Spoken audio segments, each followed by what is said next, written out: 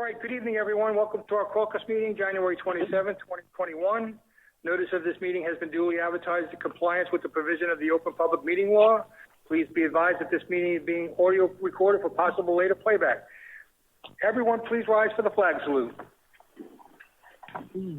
I pledge allegiance to the flag of the United States of America, to the republic, one nation, under God, indivisible, liberty, and justice for all. Madam Clerk, roll call, please. Here. Councilwoman Harris. Here. Councilman Jackson. Here. Councilwoman Simmons. Here. Councilman Stapoli. Present. President Randolph Sharp. Here. Mayor. Here. Next up, approval of minutes for executive session and regular council meeting for December 9th, 2020. Entertain a motion, please. Anyone? So moved. Someone has to do it. I wasn't here. And a second? Second. Second. Roll call, please. Domenico. Yes. Councilwoman Harris. Yes. Councilman Jackson. Yes. Councilwoman Simmons. Yes. Councilman Stapoli. Yes. President Randolph Sharp. Yes. Well, wait, wasn't I absent for one part of the meeting on that date? Yes. Okay, so I thought I attended one part and then I couldn't attend the other part because of a funeral.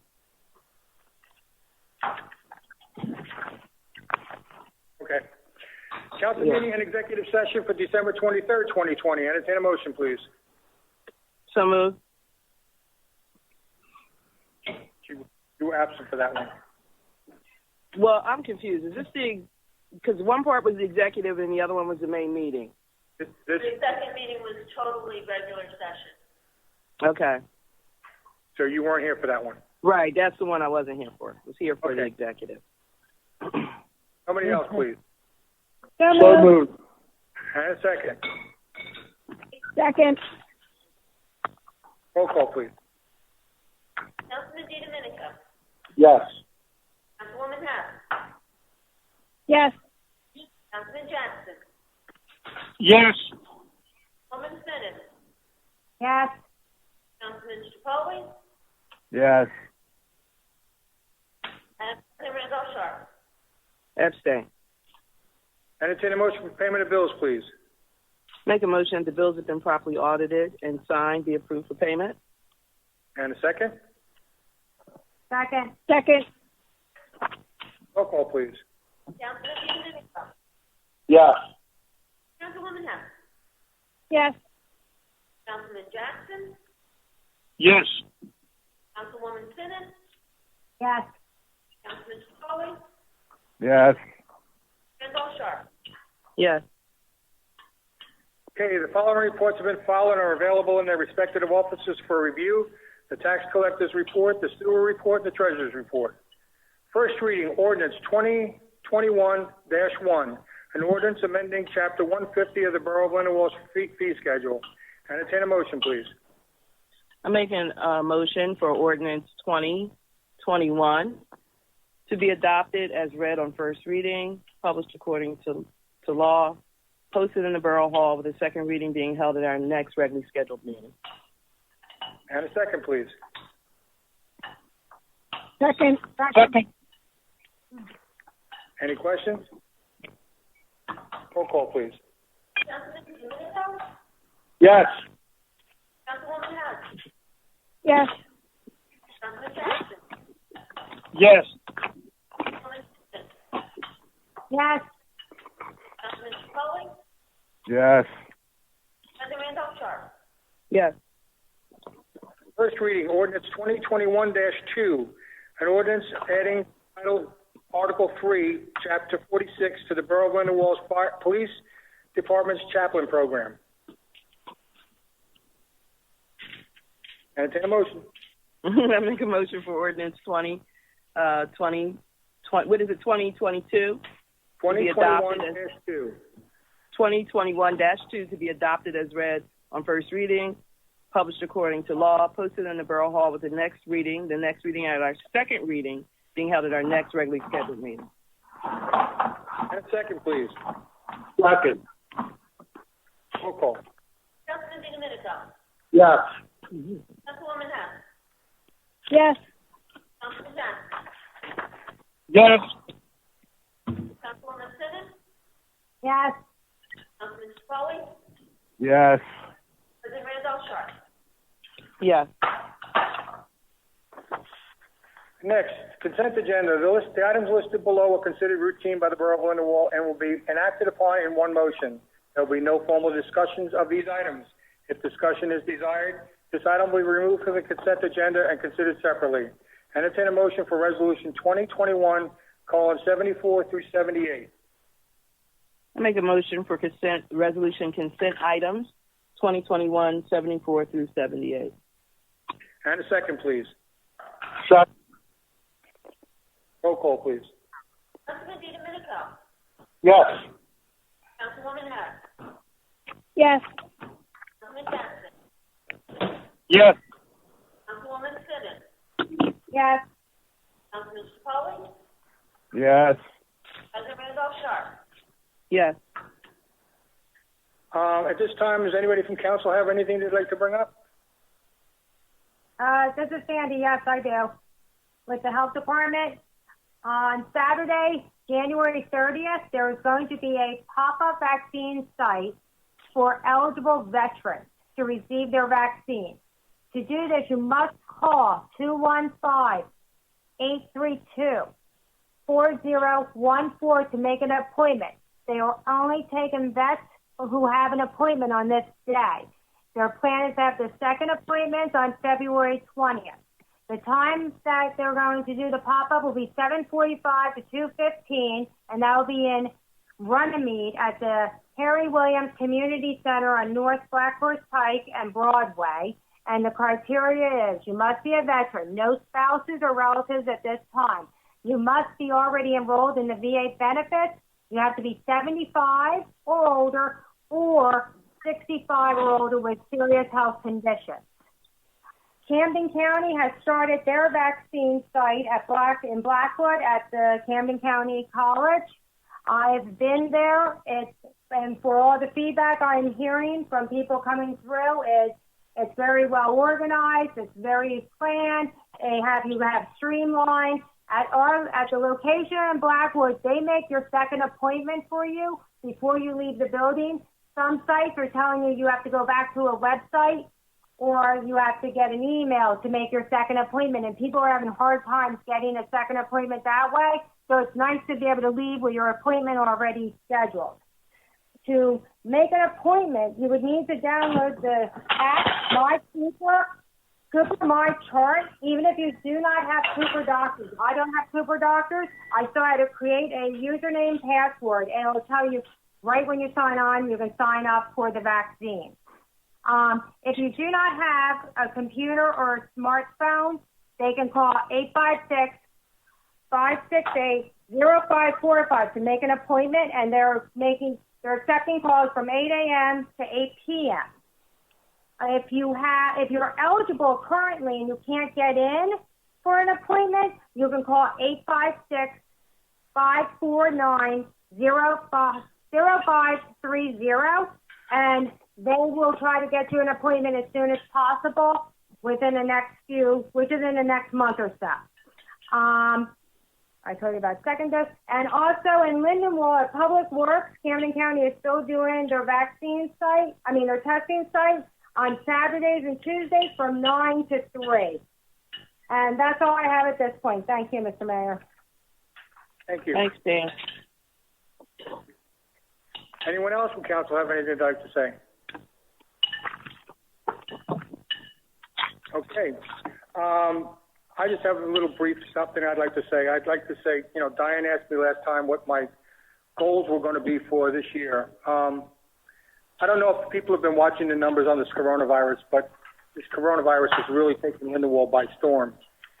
And And that's going to be my goal this year, is to do everything we can to make this town safer and to keep people safe in this environment.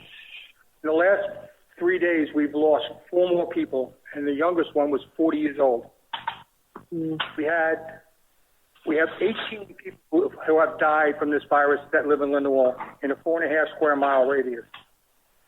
Our numbers right now are at 1,593 from the start of this, which is from the last meeting, 227 new cases since the last meeting.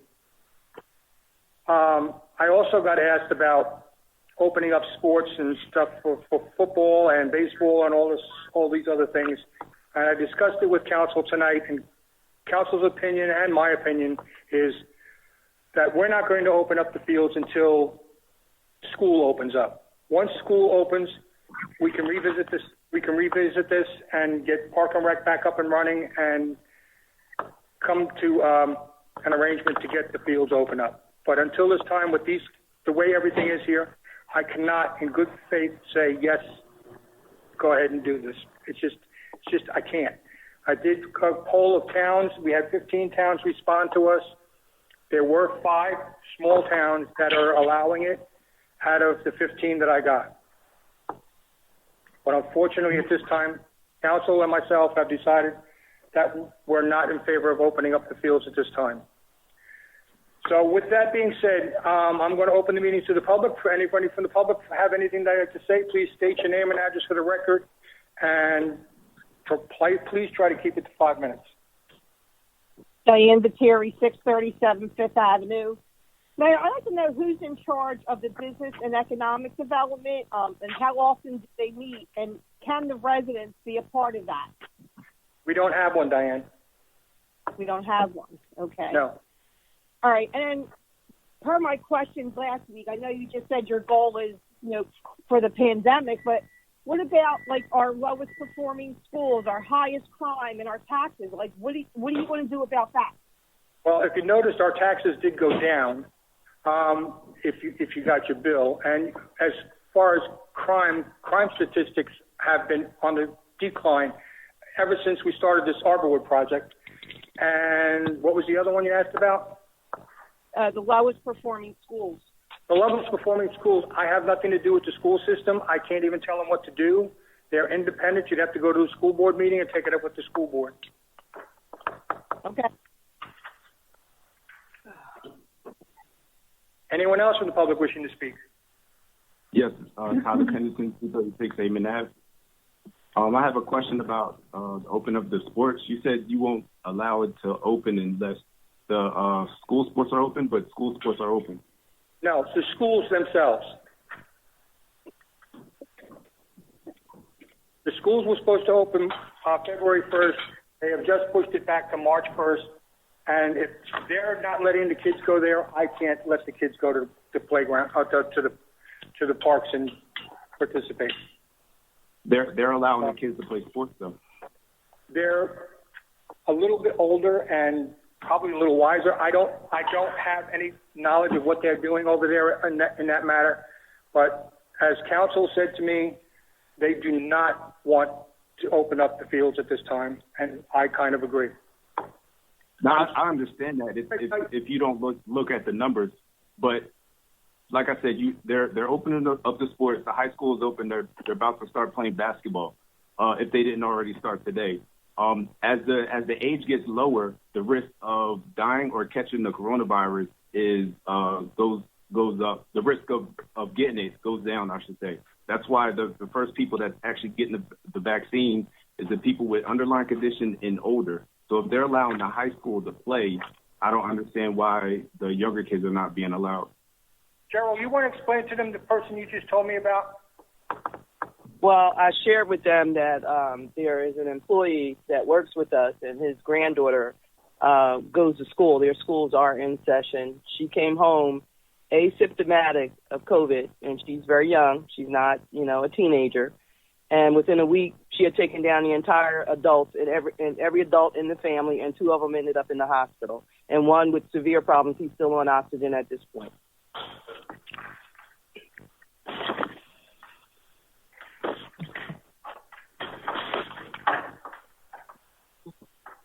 I don't understand.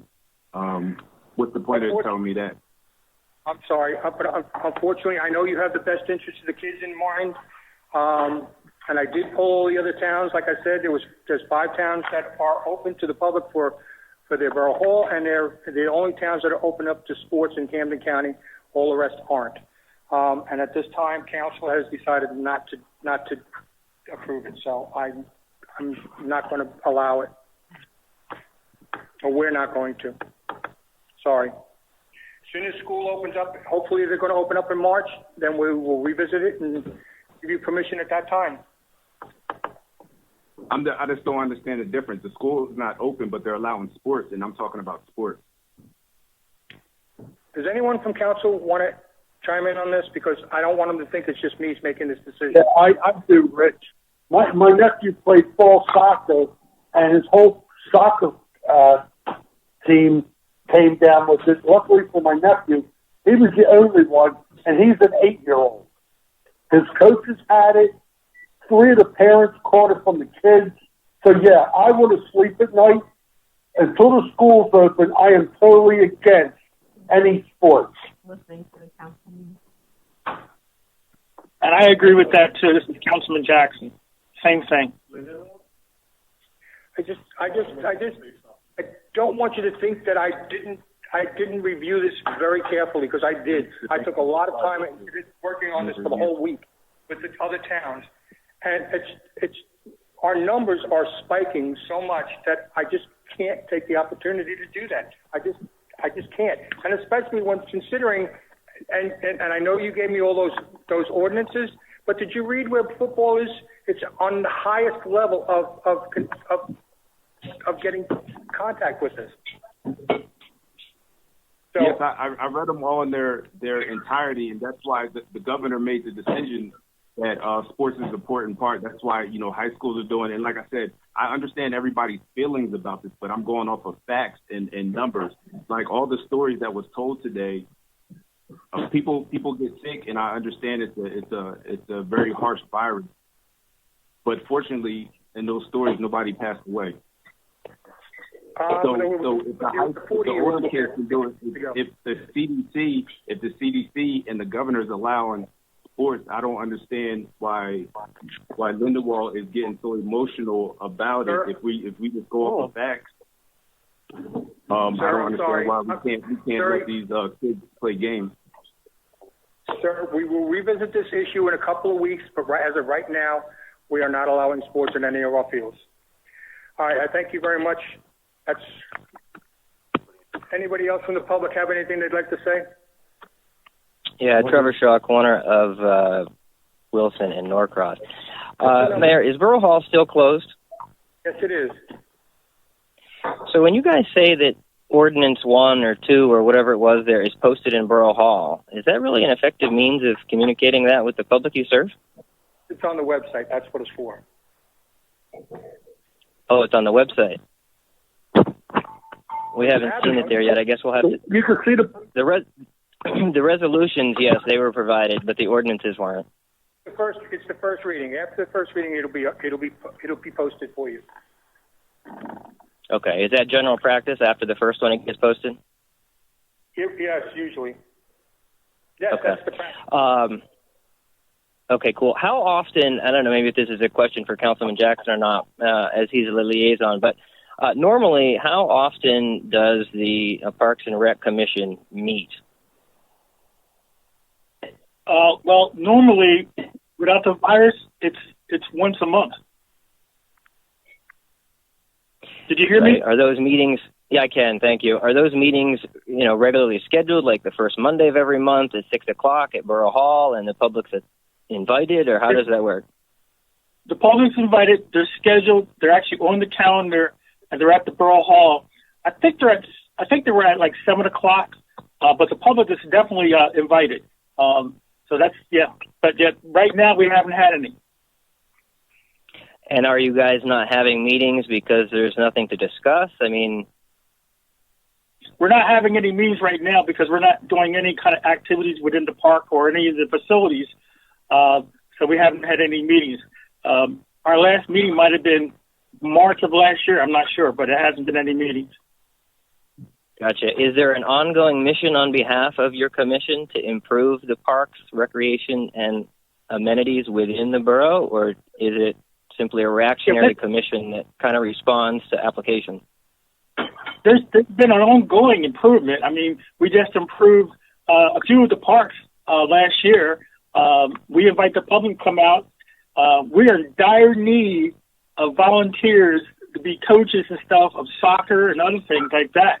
So, I mean, definitely need, because we had a soccer program and we couldn't get any more volunteers, and unfortunately about 200 and some odd kids could no longer play soccer. So the problem is... No, that's a shame. That's a shame. I'm sorry. Is there information posted about the need for soccer coaches? Is that posted on the borough website somewhere? I'm not sure, but it's not just soccer coaches. We need them from all the courses. I think the problem we're having is that some of the individuals are hesitant or discouraged about the background check, because as of about 7 or 10 years ago, that is a requirement for all of our organizations. Fair enough. Okay.